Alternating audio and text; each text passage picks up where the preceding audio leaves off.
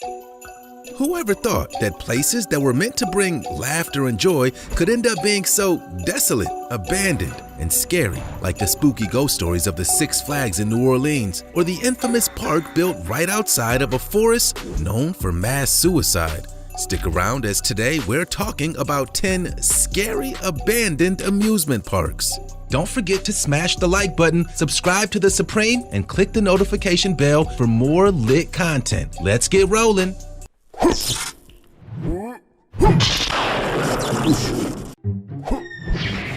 Dottie Park. Our first stop on today's tour of closed down and since abandoned amusement parks is Dottie Park, the once oldest amusement park in all of Europe. The grounds where the park once stood are located in Belgium, close to the French border, and originally opened as a church playground all the way back in 1950. What originally started as a simple place for neighborhood and visiting children to play received major renovations in the 1980s, and theme park rides like bumper cars, swings, and slides were also added. It also had the longest suspension bridge walkway in Europe at the time, which stretched out a nearly half-mile. But as time went on, maintenance for the rides severely lacked, and a series of unfortunate events eventually led to the park's demise. The most serious one being when a 9-year-old boy lost his arm while riding one of the more popular park attractions, the Nordic Jet. Now, most of the rides and attractions are all gone. There are still 2 buildings remaining behind a closed fence, though it's unclear if whether those buildings actually had anything to do with the original Dottie Park.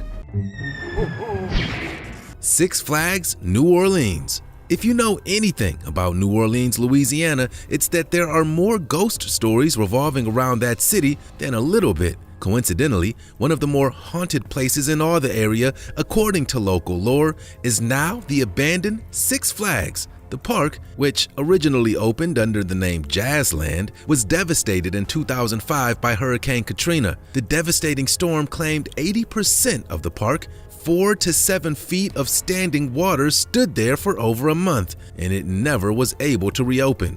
Since then, a number of people, a mix of urban explorers and nostalgic locals, have claimed to see haunting and unusual sights when they visit New Orleans' Six Flags, which strangely also makes it a popular place for tourists to want to visit. Claims from people suggesting that they felt as if they were being watched, and others hearing metal banging sounds or even motors starting up are reported all the time. Nara Dreamland. Our next venture takes us out to Japan, where back in 1961, Nara Dreamland was built, a theme park that drew direct inspiration from Disneyland in California. Low attendance prompted the closure of Nara Dreamland back in 2006, and while some would think that the rides would be sold off or that the land would be cleared and used for something else, to this day, the park just sits there, alone and abandoned. Like many other parks on today's countdown, urban explorers are often caught by authorities after frequently breaking through and walking and crawling through the abandoned grounds. But the really crazy thing to me about Nara Dreamland is the fact that it's a blatant and unapologetic ripoff of Disneyland. From the fake Sleeping Beauty castle to the Tea Party Cup ride to the main street, it's almost a splitting image. Almost.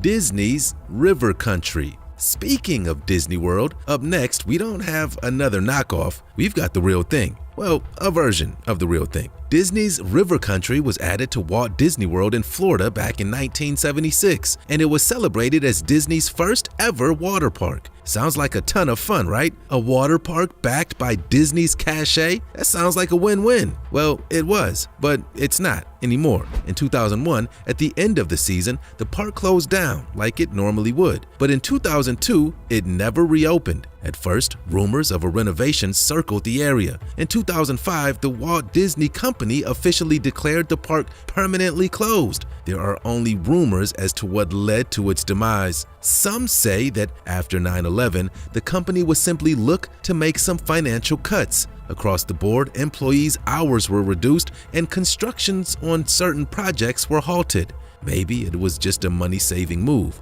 But others say that the rare and deadly disease, amoebic meningoencephalitis, was the cause. This is a disease that attacks the nervous system and is caused by an amoeba that lives in the freshwater lakes in and around Florida, but neither of those theories have ever been proved. Land of Oz. Our next abandoned theme park takes us down to Beach Mountain in North Carolina. But back in 1970, the theme here was obvious: The Wizard of Oz. The idea was for its guests to play the role of Dorothy while they traveled down the yellow brick road. They could experience the thrills of a fake tornado and eventually ended up in Emerald City. Sounds like a load of fun, right? Well, perhaps it was if you were born back in the 60s. I'm not sure a millennial today even has an idea of what The Wizard of Oz is. Anyway, the park lasted just 10 years, closing permanently in 1980. Today, however, the park looks like a creep fest. The yellow brick road simply looks pathetic, and some of the things that remain, like the figures attached to the trees, look absolutely demonic. There's kind of a cool ending to this story, however, as back in the late 90s, former workers at the park started reuniting at the park once a year. They even opened up the event to the public and called it the Autumn of Oz. Joyland. It's a shame that a place with a name like Joyland isn't bringing much joy to anyone these days. But hey, sometimes that's just how life goes. Closed for good in 2004, Joyland was established in Wichita, Kansas after being built all the way back in 1949. Economic troubles and failing equipment, which led to safety concerns, were listed as the ultimate reason for the shutdown.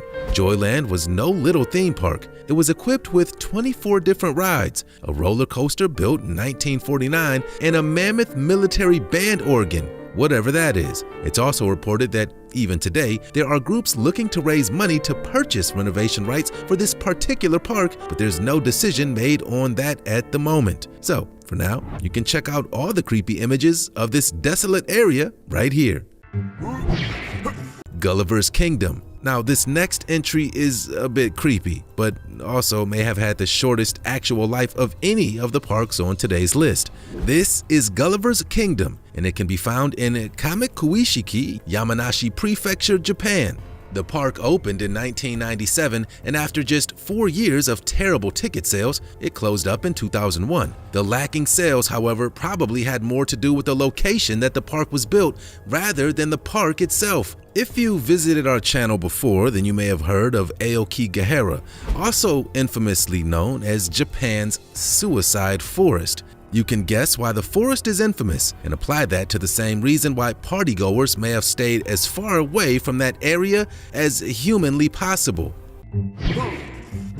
Lake Shawnee. When it comes to creepy, erecting an amusement park directly over a Native American burial ground would probably get you just that. Lake Shawnee Amusement Park stood in southern West Virginia and was officially abandoned in 1966. 2 young customers had died in the park, but according to the locals, the troubles on these grounds had started centuries before. In the late 1700s, a bloody exchange between white settlers and Native Americans took place, where several lives on both sides were lost. When the park officially opened in the 1920s, 6 total deaths took place, most of them children, before it officially closed several decades later.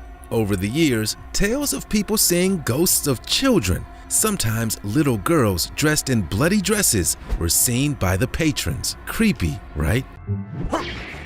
Space City, USA. So, I may have misspoken. A few minutes ago, I said that the shortest-lived amusement park on today's list lasted just 4 years, but actually, there's another one, Space City, USA, in what would have been Huntsville, Alabama, that lasted technically 0 years, as the amusement park was never actually completed. The plans were arranged back in the 1960s and included a park that, at the time, would have rivaled the biggest theme park in the United States, Disneyland. It was fit to showcase a glass-bottomed boat, a so-called lunar restaurant that was shaped like a mushroom, and a skyway ride.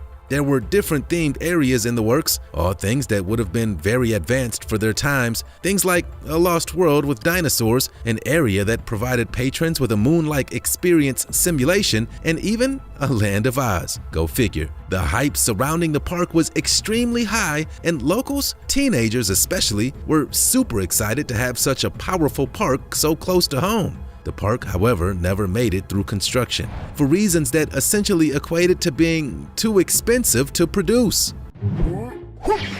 Freedomland. Our final clip of the day takes us to the East Coast, where Freedomland USA was another short-lived theme park. The theme for this park in particular was American history, and when it went up in 1960, it was the largest amusement park in the world. It stretched out over 205 acres and had over 8 miles of river rides running through its facilities. The park cost $65 million to construct 80 years ago. So accounting for inflation, that's around $568 million if it was constructed today. Just like so many other amusement parks throughout the world's history, bad money management is what doomed Freedomland. When the park first opened, you could get an all-day ticket for just $1, 50 cents for children. The park declared bankruptcy in 1964, and after sitting there abandoned for just 1 year, was demolished in 1965. Who knew that there were so many failed amusement parks out there? Which one of these on today's countdown was the most intriguing to you? Which one would you visit if you were given the chance? You've been hanging out with the Supreme. We'll see you soon.